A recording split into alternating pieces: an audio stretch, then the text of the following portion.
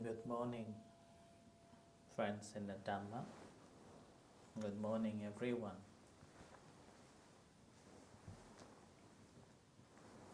So this morning we have Kirsty here and Gavin participating morning's chanting. Thank you very much for reading out the translation. Today it looks like our internet service is not so good. So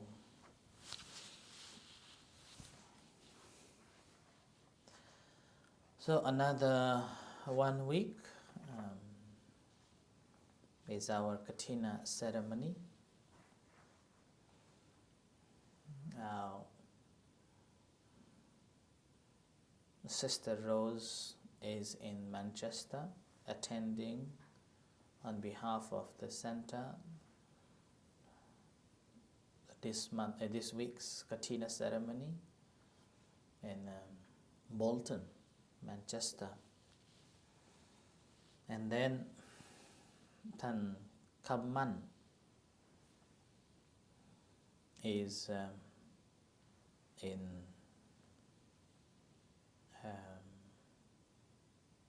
Brighton, attending a Kathina in Brighton,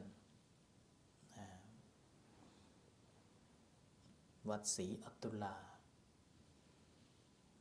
one of the quite a big temple. Recently they built new Uposatha hall as well.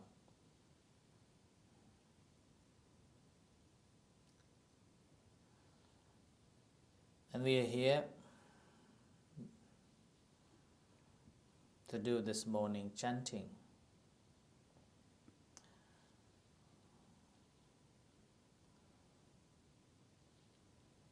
So we have one pen online and Nelly, a knit.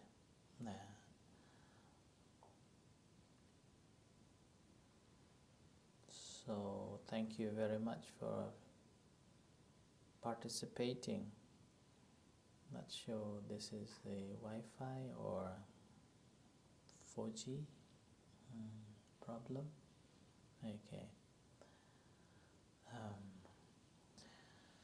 Right, so only 1 week left. Our Kathina is on the 26th, so today is 18th of October. So this is called the Kathina season. 1 month Kathina season since the full moon 2 weeks ago until another two weeks. So it was a full moon. After that, then after the full moon, there won't be any Kathina ceremony. So Kathina ceremony is known as the timely offering, and also is a communal offering. So foundation or the basis of the Kathina is the Venerable Sangha itself, Sangha members, those who observes the rains retreat, and after the rains retreat they perform the invitation ceremony. And in terms of the how many cloth should be offered, so-called wattas, should be offered on the Kathina ceremony. Traditionally, one of the 3 pieces of the cloths can be offered, although nowadays we see that a set upper robe being offered, but technically, traditionally, one piece of a robe can be offered. Either it's called a Sangati, the outer robe, or Uttara Sangha, or the upper robe, or the Antaravasaka, the inner robe. So 3 pieces. Either of these 3 can be regarded as the Kathina robe offering.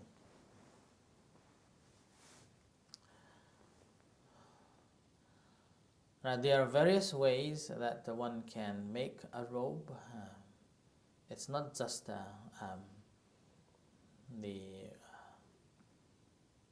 cloth made of any cloths. There are various examples are given. So it's like made of a tree bark, cotton, silk, wool, and then also mixed materials. So I wonder if somebody comes and offer a tree bark, made of a tree bark robe, how are we going to wear it? Going to be very heavy, fashion show.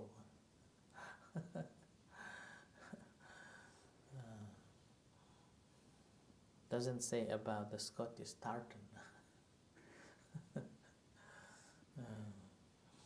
So different types of cloths can be used to offer. Now, technically, in this year, so technically, robes being offered, and then the Sangha members will perform the ceremony on the same day. Now, in Nepal, this year, I haven't seen the picture yet, but I heard that in one temple, they made a robe out of wool, the raw wool, and then clean it, and then make a string, and then put it into the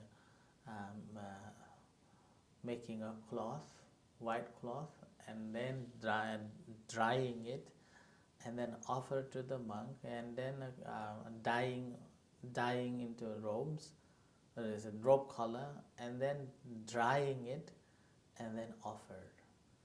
So it's like a whole day, within a day, one piece of a robe made in Nepal. Now, such practice had done previously twice in Nepal. My teacher, he did it twice, and those days, so 40 years ago. So he was saying that 50 years ago, 50 years ago. So he was saying that people from around the Kathmandu Valley volunteered to work on that.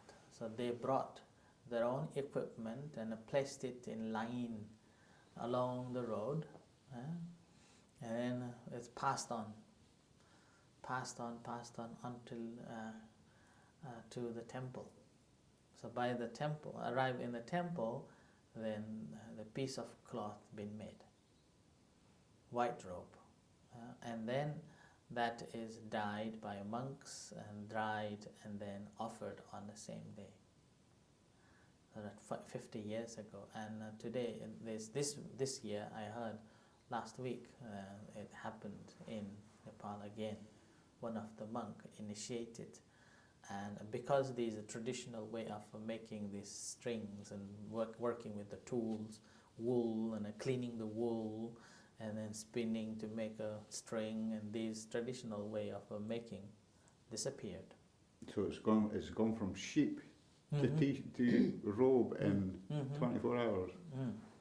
So then he invited volunteers, training for a month. From the very day of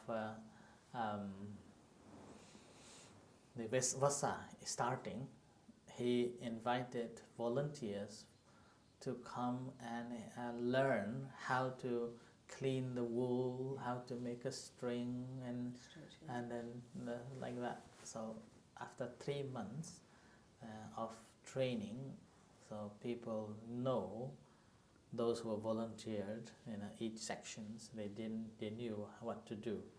So they were just waiting for passed on. So like that, so this year they made robe And it's well documented. 50 years ago, it wasn't, because those days camera wasn't good. And I saw one reel. This Japanese tourist. He was living in Kathmandu and came to know my teacher, and my teacher was organizing that, and he filmed it. But that reel somehow distorted, can't play. I kept it for some time and tried to find ways to put it into digital form, but it's distorted, and as a result can't. No pictures, no film. Maybe pictures somewhere, I just needed to dig in and then find. So this way of offering, I haven't heard anywhere else yet. I haven't heard even in Thailand. In Thailand, normally, you will be offered a piece of a white cloth by lay members, and then the monks will cut into pieces and make the robe and dye and then dry and then do the Sangha ritual like that. But never seen starting from the sheep wool to the robe in one day. So this year they have done it. So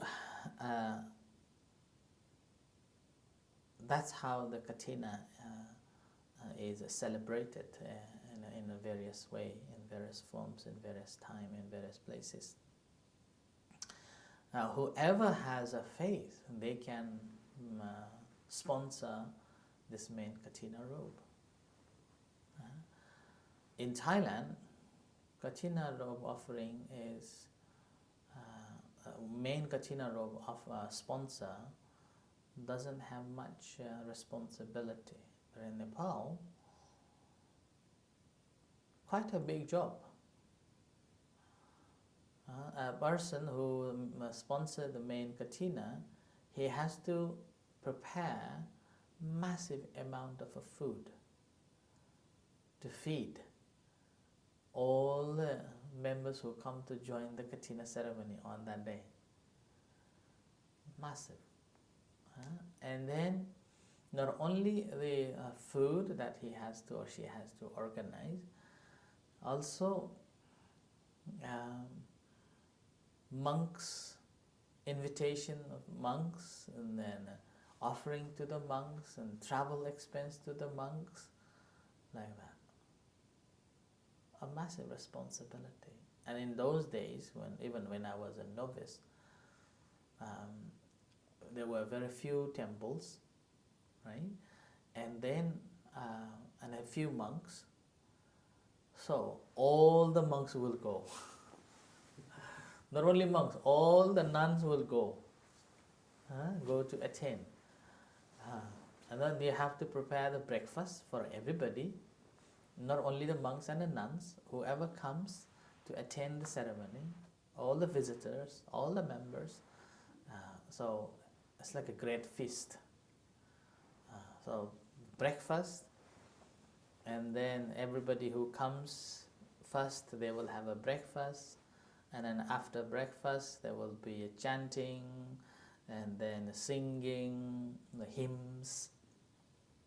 Actually, it is nice to have a hymns. Wish we can have a hymns here on like that, learning hymns with the instruments, drums or and then singing a hymns, and then after a couple of hymns will be a proper ceremony, and after ceremony will be a lunch. What are the Buddhist hymns? Yeah, Buddhist hymn. Yeah. Ajahn Kaman used to play drums in a band. Buddhist hymns. And then lunchtime, then first monks and nuns will be fed, and after that, the monks and the nuns in different quarters. So and monks and nuns are having one quarter, and then another place lay members are having, and after the lunch then offering a robe, proper offering a robe. And then after offer the robe, then the monks and the nuns will come and sit along the way in a spiral way, like the airport checking Okay. in that way. And then all the members of a community come and offer each monks and the nuns, doesn't matter which amount, each members of the monks and the nuns, they offer everybody. If 1 rupees, then 1 rupees to all. If 5 rupees, then 5 rupees to all. Like that. So that's a big festival and a big ceremony. But now temples are increased, so as a result, and the numbers of people increased too. So now, not that in that way, it has changed.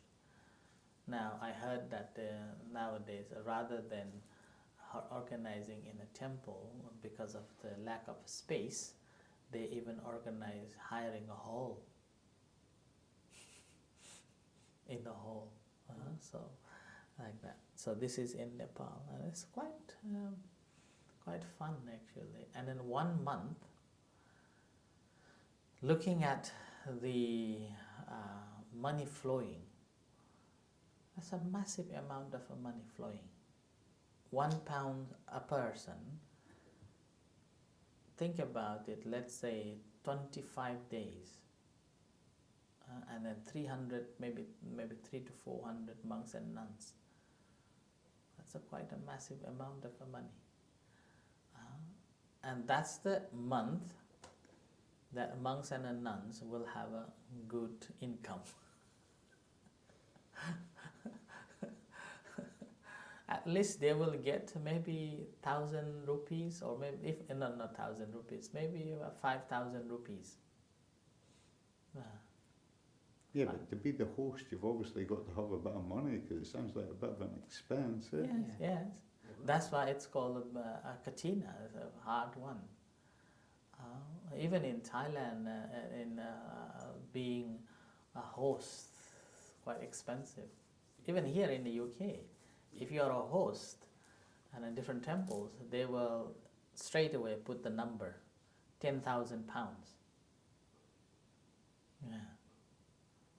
£10,000 or £5,000, like that. Like in Buddha Padipa, member of a main hosts, £5,000. Like that. And then the associate host, if I remember correctly, I think 2,500 or something, like that. In another temple, 10,000, like that, pounds. And that's again not included other expenses. That's simply to offer.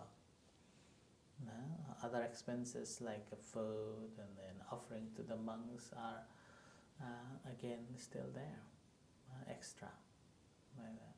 So having seen that, that's why I planned in our temple that I will not put any price on it. It should be coming from their heart. And then all the expenses, I only focus on food, get the expenses for food, expenses for offering the monks and the nuns, and then their travel expense. That's it. Rest, it's up to you. Rest, it is up to you how much you want to offer to the temple. And then with that, rather than giving only one person as a main, so everybody has a share. So that's why in our center, for food, it's not a burden on the main sponsor. Yeah. So communal offering, so the community, they become a part of it. So with that, those who have this desire to offer as a main sponsor or host, but had a fear of the expense, they could not offer in other places or in the past. When they heard like this, that's why people began to sponsor the center. Like a Prani, she cried out loud. She said she had been waiting for a long, long time. She always wanted to be host, but could not because of the expense. And then when she knew that we are doing like that, and she wanted to be a one, and then she became one, and so cried out loud. And in few others as well, they cried out loud. They could not, they had a fear, and they didn't know what's going to happen. They didn't know whether they can afford or not, like that. So, and then with that, they became a sponsor, and then I try not to put pressure on one person, so inviting other members to sponsor, even to travel of monks, and even to the food, and even the preparation. I try not to put burden on anyone, try to keep it simple. So with that, previously our members, those who had become host, they feel pretty much joyous and happy. And I think that is the one who that's coming from the heart, and you participate and you get it, and you feel that, oh, you've been a part of it, and this is what is actually the merit.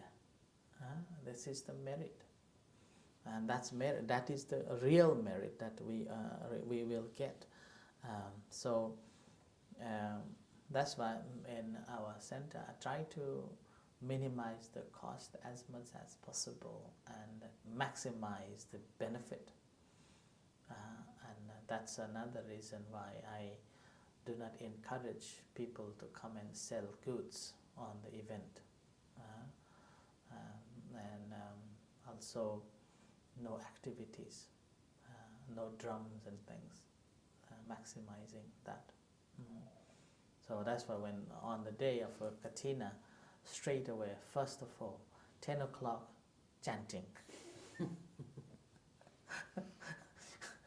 10 o'clock, chanting, and then meditation. And then after meditation, offering the dana, lined up and offer the dana, and then eat first, and then afternoon, okay, come back again, listen to chanting, and then offer the Kathina Robe, like that. So that's why the Kathina is one of the very interesting, colorful festival in Theravada Buddhism. Quite interesting event. Right, so this is the Kathina story.